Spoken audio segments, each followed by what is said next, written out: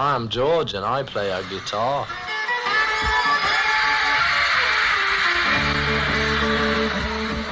At the time I was born, my father's job was driving a bus, and I lived in a 2 up and 2 down 12 Arnold Grove.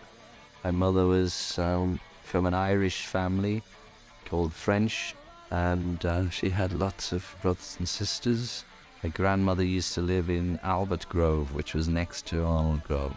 As I became a teenager, I was about 12 or 13 when I first heard Fats Domino. I'm in Love Again. That was the first, I think, what I would call the first rock and roll record I ever heard. I used to be at the back of the class trying to draw guitars.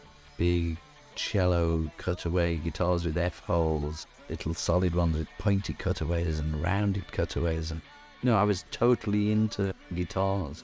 And I heard about this kid who had a guitar, and it was £3.10. It was just a little acoustic, round the hall type guitar. And I got the £3.10 off my mother. That was a lot of money in those days. When I was still at school and I was really small, I know John was really embarrassed because I was so tiny. I only looked about 10 years old. When I met John, he had 4 strings on this guitar. I mean, John didn't even know guitars had 6 strings. I was saying, "What are you doing? What's that?" And he was saying, "Well, you know what?" He thought that's what it was. So we showed John the guitar chords, E and A and all those. When I met John, he had a lot of power, really. Sometimes, they pick somebody to march behind on the way to war. Well, he was certainly out front.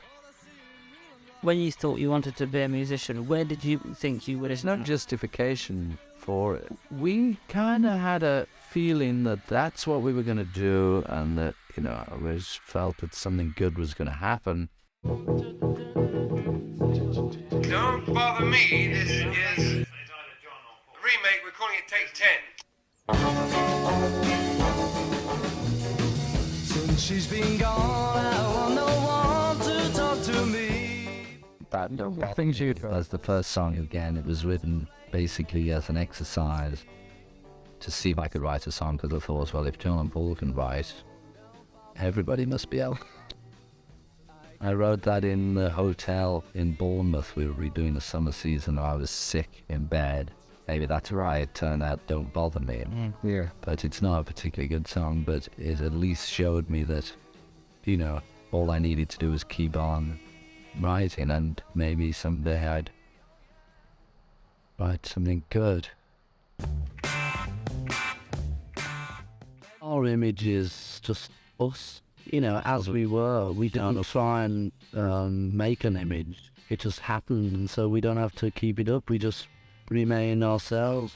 Do like the fans and enjoy reading the publicity about us, but from time to time you don't realise that it's actually about yourself. You see your pictures and read articles about, George Harrison, Ringo Starr, Paul and John. But you don't actually think, oh, that's me that I am in the paper.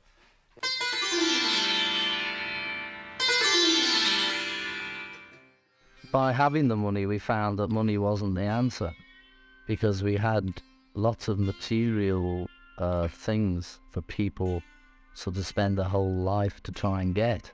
We managed to get them at quite an early age.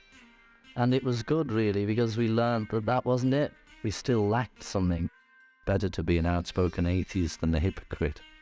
And after all my life, I've been brought up, well, they tried to bring me up as a Catholic. They had told you to just believe what they're telling you, and, not to have the direct experience. And this, for me, going to India and hearing somebody saying, no, you can't believe anything until you have direct perception of it. And I thought, wow, fantastic at last, find somebody who makes some sense. And so I wanted to go deeper and deeper into that. The first person who ever impressed me in my life was Ravi Shankar, and he was the only person who didn't try to impress me. Why did he impress you? Because it was by his being. He taught me so much without actually saying a word. It's by example. So at that point, I stopped taking it, actually, the dreaded lysergic, that's where I really went for the meditation. That's the word God. I mean, does it mean something different to you now than it did before being heard? It means all sorts of things to me. It means, the first concept of a man in the sky, well, I kicked that one a few years ago, but I've got back to that now because it's a man in the sky as well, if you like. It's just everything. The whole thing it's just everything. Every aspect of creation is part of God. I always felt really close to the public and where I grew up, and that's why I suppose I wrote some songs that were like, hey, you can all experience this, you know? It's available for everyone.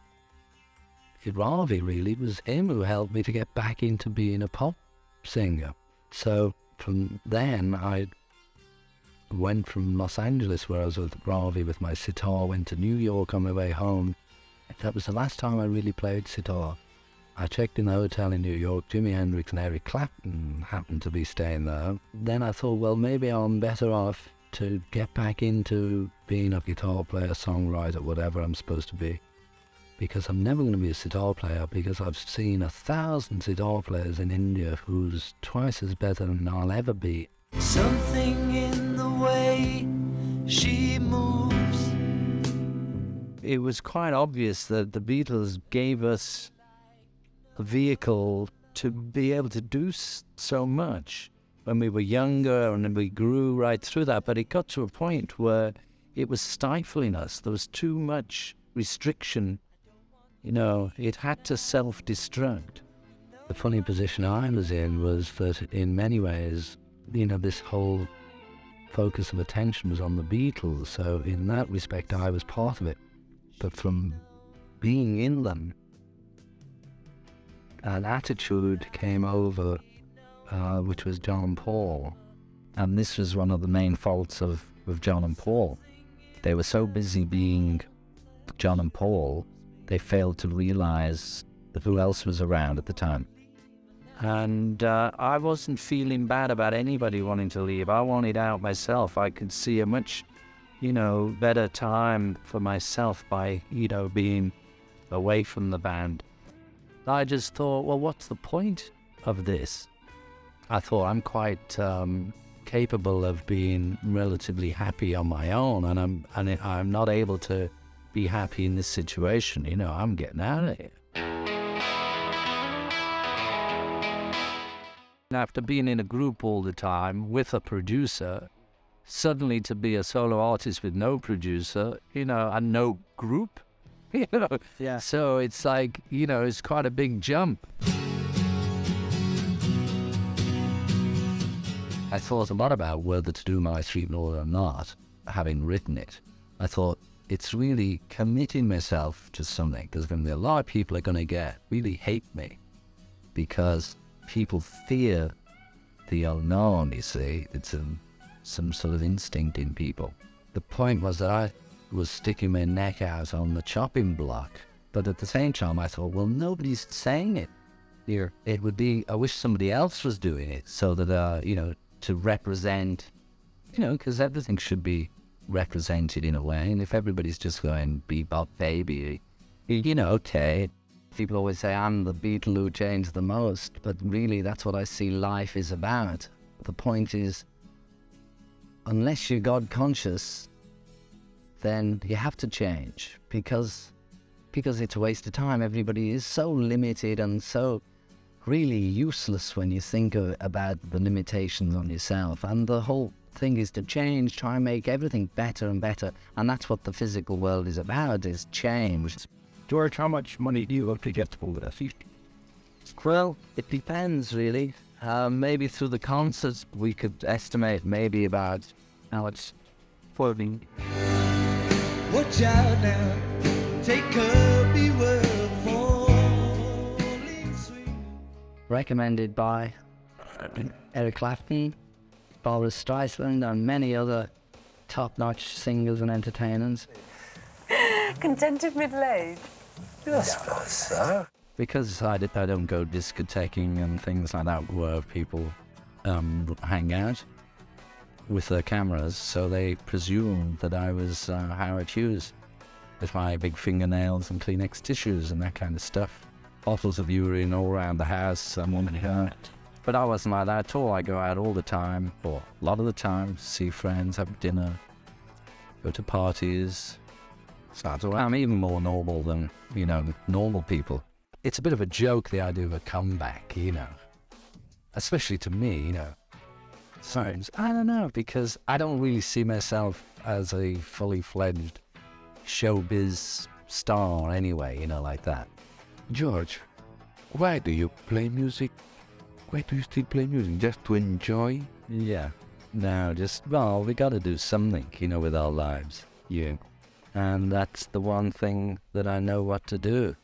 I get confused when I look around at the world and I see everybody's running around and yet nobody's trying to figure out what's the cause of death and what happens when you die. I mean, that to me is the only thing really that's of any importance. The rest is all secondary. No, you want to just write it so that, we don't want to milk it into some huge big thing. No, I'd prefer you were to be honest about it. No, that's fine. I'm not going to die for you quite yet.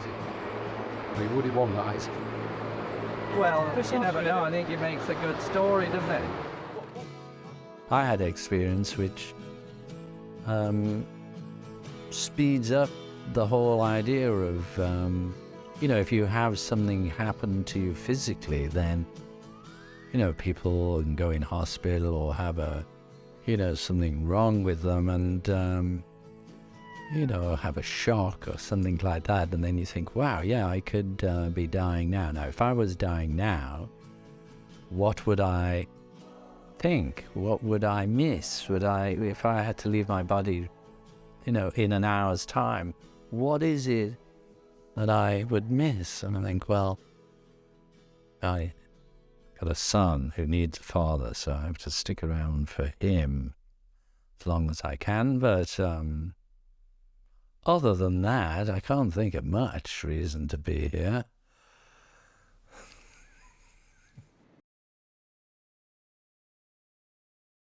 Say farewell to the end of this reel.